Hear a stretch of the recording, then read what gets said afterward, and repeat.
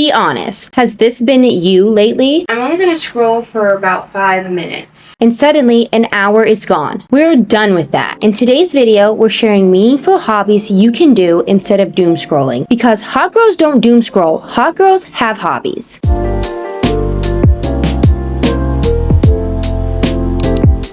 It's Brittany and Brianna, and welcome back to the Lewis Friends channel. If you feel like you have been on your phone way too much, then this video is for you. Today, we are going to be giving you 50 hobbies to replace your doom scrolling. If you don't know what doom scrolling is, it's those periods when you only need to be on your phone for about 5 minutes, but it turns into 4 hours. You are scrolling and consuming way too much content, and you can't seem to pry yourself away from your phone. And doom scrolling has a lot of negative effects. Not only is it not productive, but it is really bad on your mental health, constantly seeing what other people are doing and constantly comparing yourself to other people. Winter is one of those times where it's easy to start doom scrolling because you don't want to go outside, you don't really want to get moving and do other things, but we cannot fall into a seasonal depression and winter blues. We must fight it and learn how to stop doom scrolling. It's time to stop living through other people and start living your own life and finding new hobbies to romanticize every single day. We divided up the 50 hobbies into 4 different categories, and those categories are going to be listed in the description. So if you kind of have a certain type of hobby that you are looking for, then you can just skip to that portion of the video. Before we got started, I did want to show how cute this mug is. It says, "In this house, we listen to Olivia Rodrigo and cry, period." I just had a hot matcha and I'm drinking a hot mint tea. And without further ado, let's get into this video. The first category is movement and active hobbies. These are the type of hobbies that you're going to be exercising your body and boosting your energy. First one is to go on a walk. I know walking is really hard in the wintertime, but you don't have to walk outside, especially if you live somewhere cold. You can just go to the treadmill and you can just walk for a little bit. It doesn't have to be too long. Brianna and I really like doing 45-minute walks, and it definitely changes our day and boosts our mood every single time. The next is to do a workout. You can go to the gym and do a workout, but if you don't have a gym, you can just find a quick YouTube video and complete it in your home. The most important thing with the workout is to make sure that you're doing something that you actually like doing. Don't do something just because you see people on TikTok doing it. For example, I hate cycling. I will never cycle a day of my life, so I'm gonna do Pilates or a walk. Next is going to be to stretch. Next is going to be doing yoga. You can either go to a yoga class, like a hot yoga class, or you can just find a video on YouTube. Next is going to be taking a ballet class or doing some type of dance class. This is definitely something that I want to do. You don't have to be good at it to try it, and I feel like this could be a fun hobby that you can learn how to do, and you don't have to be an expert at it. Next is to go ice skating. This is the perfect hobby for winter. You can just find a rink closest to you and go with a few friends or go by yourself and have some fun ice skating. Next is going to be running or joining a run club. Running has been very popular on TikTok and on YouTube. I don't know why, because I hate running, but if you like running, then you can either run by yourself, you could train for a marathon, or you could just join a run club and have fun with the people that also like running. And it really doesn't have to be that serious. You could just run for fun. Next, you're going to be learning how to ride a bike. And if you already know how to ride a bike, then you can just start going on bike rides, either around your neighborhood or your city. The next category is going to be the cozy and comfort hobbies.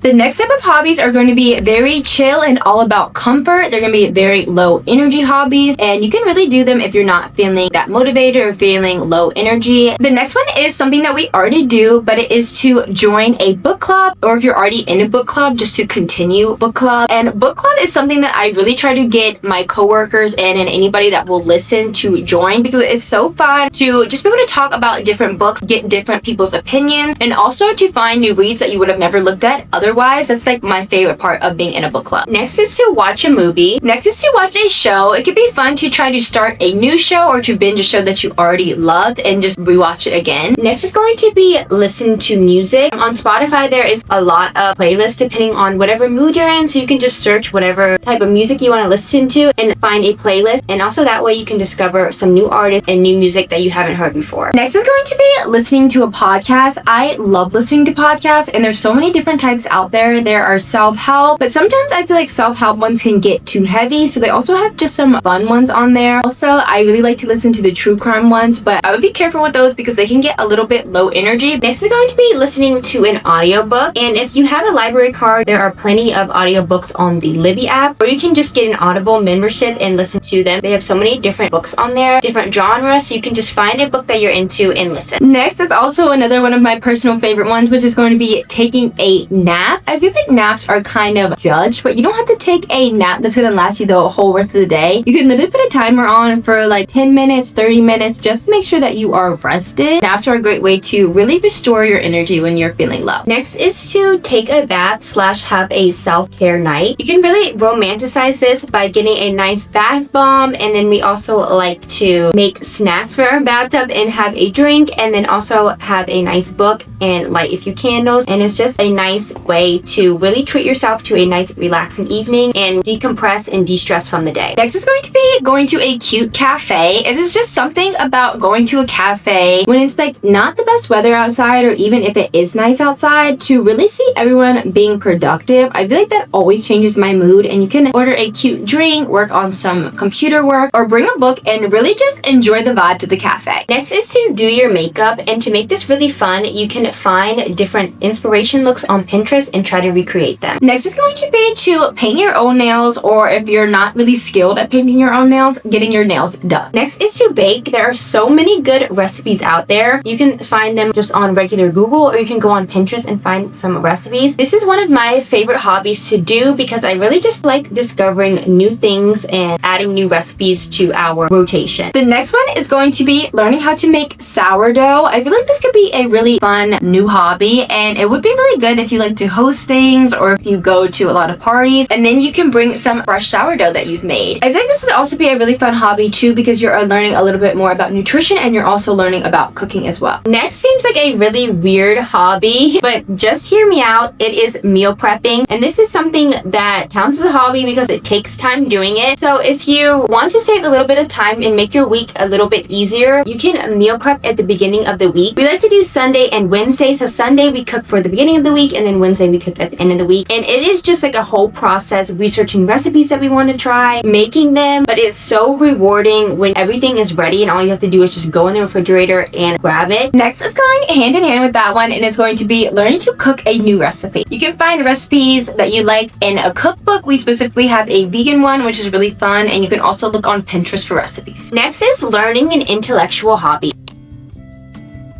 And these are going to be a way to stimulate your brain without doom scrolling on your phone. The first one is going to be learning a new language. We have started learning French and also relearning Spanish, and it's just been a fun journey. So you can pick whatever language that you want to do, really invest the time in trying to become fluent, or at least trying to get so that you're able to say a few sentences. This is obviously a hobby that you have to really put in a lot of time, but it will be so rewarding once you're able to understand the language. Next is going to be learning a new topic. I feel like there's so much to learn out there that there can't be something that you don't want to learn. So just pick something that you have been thinking about, maybe you want to do a little bit more research on. One thing that we have been working on is our hair care. I want to have inches by December 31st. I want my hair to be down my back. So we have been taking a lot of time to learn more about hair care, how to take care of hair, different products. Take the time to learn something new. Next is going to be learning how to play an instrument. Next is going to be taking singing lessons. This can be either formal singing lessons, or it can be just watching a YouTube video or doing karaoke on YouTube. I love doing that. Next is going to be watch a documentary. There are so many documentaries out there on so many different topics, so you can just research one that you're interested in and watch it and learn something new. There's so many on the different streaming platforms and also YouTube. Next is going to be journaling, and I feel like journaling is something that we hear about doing all the time, but I know I'm not the first one to say this, but journaling is really life-changing. We started doing it every single morning. I just really like finding prompts to write about, and it doesn't even have to be self-helpy deep stuff. Sometimes I just like to journal about what's your favorite song, what's your favorite movie, different fun things to get your mind going. Next is to take an online class or learn a new skill. Next is going to be to meditate. Again, this is another one of those life-changing things. If you want to figure out how to balance your energy and balance your mind, this is a great way to learn how to do that. Next is going to be practicing gratitude. We do this every single night night, and it's just a quick thing that you can do where you just list out 3 things that you're grateful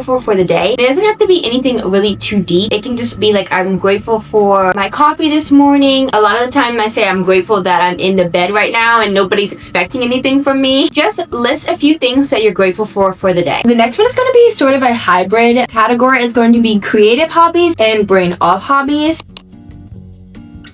So creative hobbies are ones where you are being creative, you're using your hands to make things or create things. And then brain off hobbies are exactly what they sound like. They're hobbies that you can do without thinking too much, and they're very relaxing mentally. You don't have to put a lot of thought into these hobbies. First up, we have coloring. Second is drawing. The next one is going to be painting. Next is scrapbooking. And this is something that we really both want to get into. And it's just basically documenting your year. And I really like how people do it by month. So it's like highlights of your month and you just put them in a scrapbook, so when you look back on them, you can remember all the things that you did during that month. Next is going to be creative writing, or even writing a book. I think creative writing is definitely something I would like to do. You don't have to try to become a published author to do this. It could just be really fun to pretend that you're an author and create your own story or novel, and it'd be a great way to use your time and really bring some creativity to your life. Next feels so early 2000s, but it is starting a diary. I think that this would be really fun if you're into writing, and you can just write some things that are going on in your life, but make it like a Dear Diary type thing, and make it so dramatic so then you can look back and read them later. Next is going to be learning how to crochet. Next is going to be learning how to needlepoint. I've been seeing so many people doing this on TikTok and YouTube Shorts, and it looks so cute when their creation comes all together. Next is going to be learning how to make jewelry. I think that this one could be so fun. You can learn how to make earrings, rings, necklaces. You could even make friendship bracelets and give them out to all your friends. I think that this would be something I would really enjoy doing. Then you could have your own custom jewelry that nobody else will have. Next is to do watercolors. The next one is a little bit ambitious, but if you're here for it, the next one is going to be making candles. I don't know why this one scares me, but if you don't want to make candles, painting candles could be just as fun. Next is going to be making a floral arrangement, and there's so many different ways that you can do this. You can do them by the season, or you can do them to match the aesthetic of your room or your home, and I think either way would be really cute and so fun. The next one is also really ambitious to me, and it's indoor gardening. If you want to become a plant mom, this could be the perfect time to do it in wintertime. You can learn a lot about gardening and learning how to keep the plants alive. I think that could be really fun, especially if you're into like greenery and the earthy vibe. It could also be a fun way to spice up your room. Next is making a mood board, and this is something that we really like to do, and we actually like to do it by season, so we can create a vibe for how we want our month to go. This is really easy. All you have to do is go on Pinterest, screenshot a few photos, and then insert them on Canva and arrange them how you want them. And you can also make different type of mood boards seasonally, like how I said, an aesthetic you want to embody. You can do it for how you want to make over your room. Next is going to be to do a puzzle. Next is to clean something you've been avoiding. We all have those 1 or 2 places in our home where it's kind of like a junk pile, or just something that we really haven't thought about but we know we should clean up. You should go in there, clean the thing that you've been avoiding. You'll feel so much better when it's all done. And if you have different things you want to tackle, you can dedicate a day once a week to doing one of them. This one is also a big project, but to organize your closet, I don't know about you guys, but our closet is a mess. So we definitely need to get in there and organize it. And also you can clear out stuff that you don't wear anymore, random things that you have in there that you're like, where did this stuff come from? Cleaning your closet, you'll feel so much better when it's all done and you can see everything in your closet. And next is going to be organizing / cleaning out your makeup. If you're anything like us, you have old makeup products that are just sitting in your makeup bag, and there's really no point for them being there other than just us being too lazy to throw them out. So you can make a day of finally cleaning your makeup, cleaning out all the old products, wiping your makeup stuff down, and also cleaning the bag. So that was our 50 hobbies to stop you from doom scrolling. Let us know down below what hobbies you're going to be trying this winter to stop doom scrolling. And let us know if there's some hobbies that you do that we did not mention in this video. And if you like this video, make sure to give it a thumbs up, subscribe, and turn on post notifications so you don't miss a video from us. And we'll see you Thursday with a brand new video. Bye!